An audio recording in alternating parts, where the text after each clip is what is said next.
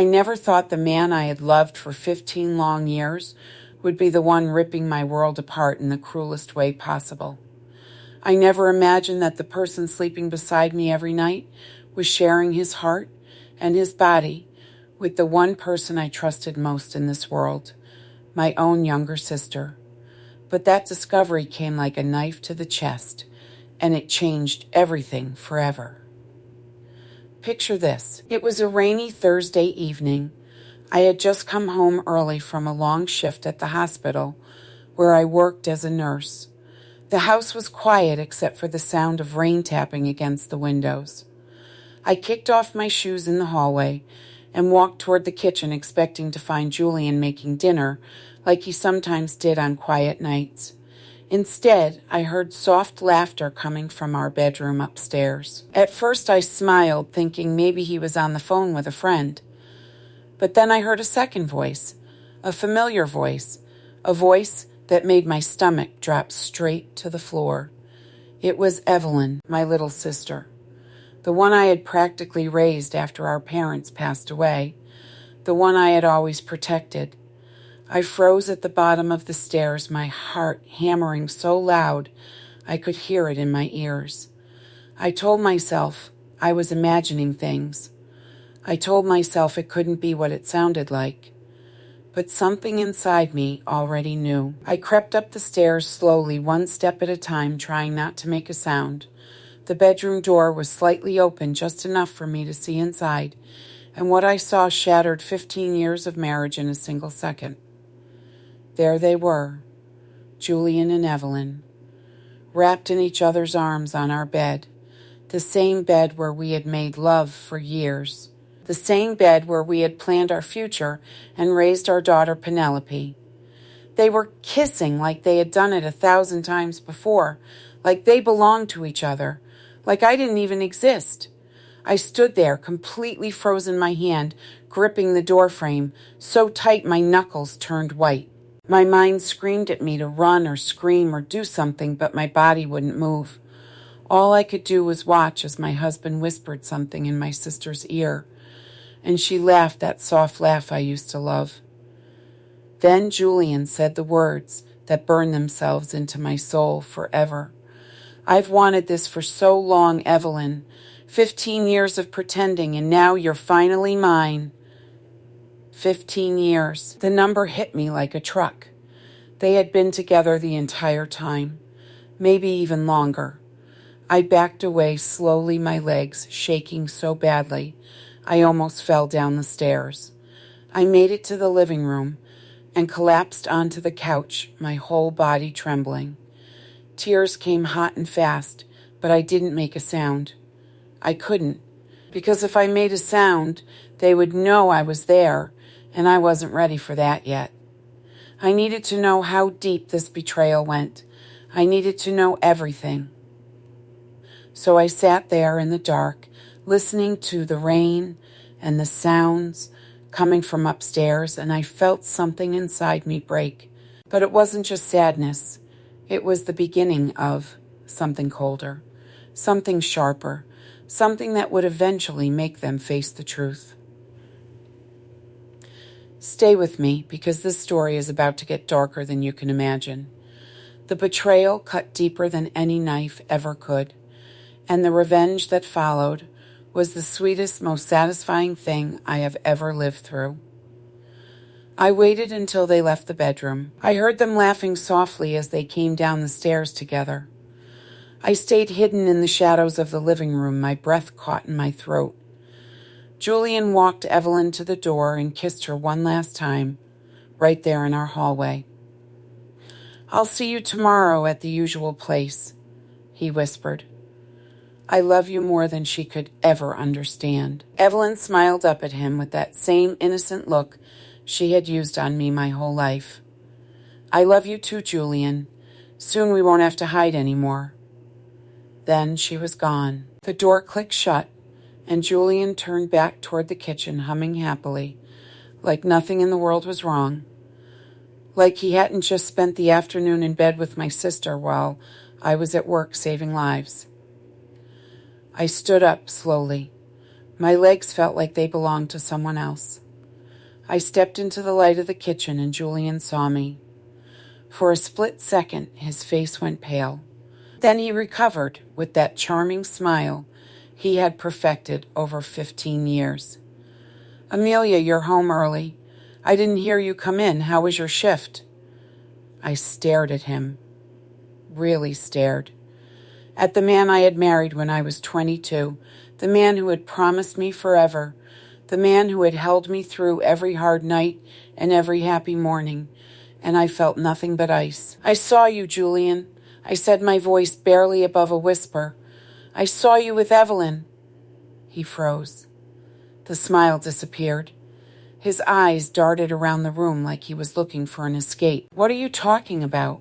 he asked, trying to sound confused. "Don't lie to me," I said, stepping closer. My hands were shaking, but my voice stayed steady. "I saw everything, the kissing, the touching, the way you told her you've wanted her for 15 years. Julian's face went completely white. He took a step back and bumped into the counter. "Amelia, listen to me. It's not what it looks like. Evelyn came over because she was upset about something, and one thing led to another." I cut him off with a laugh that sounded more like a sob. "One thing led to another for 15 years? You've been sleeping with my little sister for our entire marriage, and you want me to believe it was an accident?" He started crying then. Real tears, or at least they looked real. "I'm sorry, Amelia. I never meant for it to happen. It started before we even got married. Evelyn was always there, and you were so busy with school and work. And I felt lonely. I felt the room spin. Before we got married, the words hit me like another punch. They had been together longer than I had even known him. My own sister had been with my husband longer than I had. I turned away from him because I couldn't stand to look at his face anymore. "Get out," I whispered. "Get out of my house right now."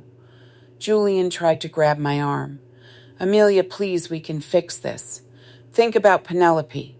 Think about everything we've built." I pulled away so hard I almost fell. The only thing we built was a lie, Julian. "Now get out before I call the police and tell them exactly what kind of man you really are." He left. He packed a small bag and walked out into the rain without another word.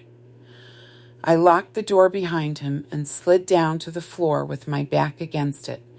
The sobs finally came then, deep, wrenching sobs that shook my whole body. 15 years of memories flashed through my mind like a nightmare.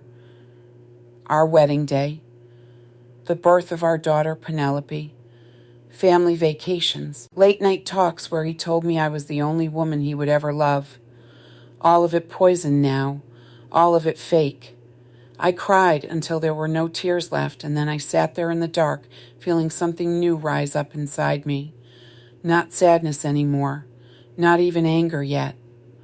Something colder, something that felt like steel forming in my chest. I wasn't going to let them destroy me. I was going to expose them instead, and I was going to do it slowly. I was going to do it completely. I was going to make sure they felt every single second of the pain they had caused me. The next morning I woke up with my eyes swollen and my heart still pounding. But I didn't stay in bed. I got up and I started planning. First, I called my best friend Hannah. She came over within 30 minutes carrying coffee and looking ready to make them face the truth. I told her everything, every detail, every word I had overheard, every touch I had seen. Hannah listened without interrupting, her face getting harder with every sentence. When I finished, she slammed her coffee cup down on the table. "That bastard. And your own sister?" "Amelia, we are going to make them face the truth," I nodded. The sadness was still there, but it was mixed with something else now. A cold determination that felt almost calming. We started making a list, evidence, bank accounts, phone records, everything I could get my hands on. I had access to all of Julian's passwords because he had always been careless with them. I logged into his phone account from my laptop, and there it was. Hundreds of messages, years of them, pictures, videos, plans for weekends when I was working night shifts, even messages about Penelope, my own daughter. They had been using her as an excuse to spend time together. Penelope wants to see her Aunt Evelyn this weekend, Julian would text. And Evelyn would reply with heart emojis and dirty jokes. I felt sick, but I kept reading. I screenshot everything. I saved every single word. Then I checked the joint bank account. Money had been disappearing for years, small amounts at first, then larger ones. Hotel rooms, jewelry, even a small apartment lease in Evelyn's name. They had been building a life together right under my nose, while I was working double shifts to keep our family afloat. Hannah put her hand on my shoulder. Amelia, you don't have to do this alone. I'm here. We're going to make them face the truth. I looked at her, and for the first time since the discovery, I smiled. It wasn't a happy smile. It was the kind of smile that comes when you realize you have nothing left to lose. I know exactly what I'm going to do, I said quietly. I'm going to make them feel what I felt when I saw them together. And then I'm going to expose them completely. That night I lay in bed alone, staring at the ceiling. The house felt too big and too empty. Every corner held a memory that now tasted like poison. I thought about Penelope sleeping peacefully in her room down the hall. She was only 12. She didn't deserve any of this. But she also deserved the truth. I decided right then that I would protect her from the worst of it, but I would never lie to her. The next few days were a blur of quiet rage and careful planning. I went to work like nothing had happened. I smiled at patients. I joked with coworkers, but inside I was building an empire of evidence. I hired a private investigator. I met him in a coffee shop far from our neighborhood. He was a quiet man with sharp eyes who had seen every kind of betrayal. I need everything, I told him. Messages, photos, locations, financial trails. I want to know every place they have been together for the last 15 years. He nodded and wrote everything down. This will take time, but I'll get you what you need. Are you sure you want to know all of it? I looked him straight in the eyes. I need to know all of it. Every single detail. While the investigator worked, I started moving money. Quietly. Legally. I opened new accounts in my name only. I changed the passwords on everything. I met with a divorce lawyer in secret. She was a fierce woman who had handled hundreds of cheating cases. When I told her about Evelyn, she didn't even flinch. This is one of the worst I've heard, she said. But we're going to make sure he pays for every single year he lied to you. We started drafting the divorce papers. We listed every asset, the house, the cars, the retirement accounts, the college fund for Penelope. I wanted it all. Not out of greed, out of justice. Julian had taken 15 years of my life. I was taking everything he thought he had built with me. 2 weeks later, the investigator sent me the first report. It was thicker than I expected. Pages and pages of proof. Photos of them together at hotels, at restaurants, even at the park with Penelope while I was at work. There were hotel receipts going back to the first year of our marriage. There were love letters Evelyn had written him when she was only 19. 19. My little sister had been sleeping with my husband since before I even finished nursing school. I sat on the edge of my bed reading every word, and I felt the anger finally break through the sadness. It burned hot and bright, and it felt good. It felt powerful. I saved every file to a secure drive, and then I made copies. Multiple copies, hidden in different places. I wasn't going to let them destroy the evidence.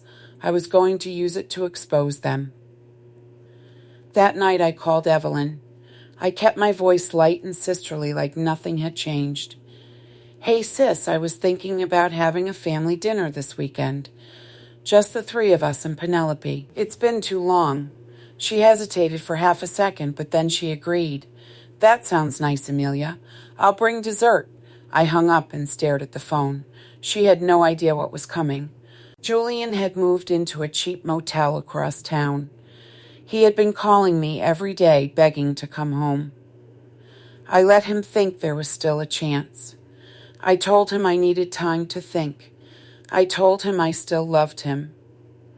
The lies felt easy now. Because every time I said them, I was buying myself more time. More time to gather weapons. More time to sharpen the knife. The family dinner was set for Saturday night. I spent the whole week preparing. I cooked Julian's favorite meal. I bought Evelyn's favorite wine. I made the house look perfect. And I made sure Penelope was staying at a friend's house for the night. Because she didn't need to see what was about to happen. When Saturday came, I was ready. Julian arrived first. He looked nervous and hopeful at the same time. He tried to hug me, but I stepped back. Not yet, I said softly. Let's wait for Evelyn. When Evelyn walked in, she was wearing the same perfume Julian had bought her last Christmas. I noticed it immediately. She hugged me tight, like she always did. I missed you, sis, she said. I hugged her back and whispered in her ear. I missed you too. More than you know. We sat down to eat. The conversation started normal. Work, weather, Penelope's school. But I could feel the tension under the surface. Julian kept glancing at Evelyn when he thought I wasn't looking. Evelyn kept touching her necklace, the one Julian had given her. I waited until we were halfway through the meal. Then I stood up slowly and walked to the living room. I came back with a thick folder. I placed it on the table between them. I have something I want to share with both of you, I said calmly. They both looked confused. I opened the folder and started laying out the photos one by one. The hotel receipts, the messages, the pictures of them kissing in the car, the videos, everything. The room went completely silent. Julian's face turned gray. Evelyn's eyes filled with tears. Amelia, what is this? She whispered. I looked at her straight in the eyes. This is 15 years of lies, Evelyn. 15 years of you sleeping with my husband behind my back. 15 years of you pretending to be my sister while you were destroying my marriage. Julian tried to speak, but I cut him off. Don't. I already know everything. The apartment. The money you stole from our joint account. The plans you made to leave me once Penelope turned 18. I know it all. Evelyn started crying. Real tears this time. I'm so sorry, Amelia. I never meant for it to go this far. It started when I was young and lonely and Julian was there and I laughed. It was a cold laugh. You were 19, Evelyn. Old enough to know better. Old enough to know that stealing your sister's husband was wrong. Julian reached for my hand, but I pulled away. Amelia, please. We can go to counseling. We can fix this for Penelope's sake. I looked at him with all the ice in my heart. Penelope is the only reason I haven't already made both of you face the truth in the harshest way possible. But I'm done fixing things, Julian. From now on, I'm only exposing them. I slid the divorce papers across the table. Sign them. Both of you are going to sign everything over to me. The house, the cars, the savings, the retirement, everything. Or I take this folder to our entire family. To your boss, to Penelope's school, to the police if I have to. I will make sure everyone knows exactly who you are. They both stared at the papers. Evelyn was sobbing now. Julian looked like he might pass out. I stood there watching them, and for the first time in weeks I felt something close to peace. The revenge wasn't over yet. It was only beginning. But in that moment, I knew I had already won. The days that followed the dinner were some of the hardest and most empowering of my life. Julian signed the papers the next morning. He didn't even argue. He just sat there in the lawyer's office with his head down and his hands shaking. Evelyn tried to call me a dozen times. I let every call go to voicemail. I listened to her messages later when I was alone. She cried. She begged. She blamed Julian. She said she had always been jealous of me, and that jealousy turned into something she couldn't control. I saved every message too. Evidence. Always more evidence. The private investigator kept sending updates. There were more photos, more hotel stays, even a trip they took together when I thought Julian was at a work conference. I started putting together a timeline, a 15-year timeline of betrayal. I printed it out and pinned it to the wall in my home office, like a detective in a crime movie. Every date, every lie, every secret meeting. It helped me stay focused. It helped me stay strong. Penelope noticed something was wrong. She asked me why Daddy wasn't coming home. I sat her down and told her the truth in the gentlest way I could. I told her that sometimes grown-ups make mistakes. Big mistakes. I told her that her father and her aunt had hurt me in a way that couldn't be fixed. I didn't give her all the details. She was only 12. But I gave her enough so she would understand why things were changing. Penelope cried. She asked if she could still see her dad. I told her yes, but only with supervision for now. I wasn't going to let him poison her mind the way he had poisoned our marriage. The divorce moved quickly after that. My lawyer was ruthless. She made sure every asset was accounted for. She made sure Julian couldn't hide a single penny. When the final hearing came, I sat in the courtroom wearing the same dress I had worn on our 10th anniversary. Julian looked broken. He had lost weight. His eyes were sunken. Evelyn wasn't there. She had moved out of state to stay with distant relatives, but I knew she was still watching from afar. The judge granted me everything. The house, full custody of Penelope, the majority of the savings, child support, alimony. Julian walked out of the courtroom with nothing but the clothes on his back and the small settlement my lawyer had allowed him just to make the process end faster. I didn't feel joy that day. I felt justice. Real justice. The kind that comes after years of being lied to. But the revenge wasn't finished yet. I still had one more card to play. The public one. I waited until the divorce was final. Then I created a private group chat with our closest family members and friends. I sent them the folder, the photos, the messages, the timeline. I wrote a short note at the top. This is the truth about the last 15 years of my marriage. I thought you all deserved to know who Julian and Evelyn really are. The reactions came fast. Shock, anger, disbelief. Some people took Julian's side at first, until they saw the evidence. Then the messages started pouring in. Support for me, condemnation for them. Julian's mother called me crying. She said she never raised her son to be like this. Evelyn's friends started distancing themselves from her. Julian lost his job 2 weeks later. The company found out about the affair through the same group chat. They didn't want the scandal. Evelyn tried to come back to town. She showed up at my door one evening looking thinner and older than her 28 years. She begged me to forgive her. She said she had lost everything. I looked at her standing there on my porch, and I felt nothing but pity. Not for her. For the little girl she used to be, the one I had protected. You made your choice, Evelyn, I said quietly. Now you live with it. Just like I had to live with 15 years of lies.